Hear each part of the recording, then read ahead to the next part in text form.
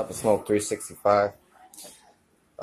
This ain't really an update, but this is my DIY exhaust system. I used poly quilting. It's a quick baiting, whatever the heck. This will absorb the sound as the pressure is pushed through here. I mean, you can use chicken wire, but I had this lying around.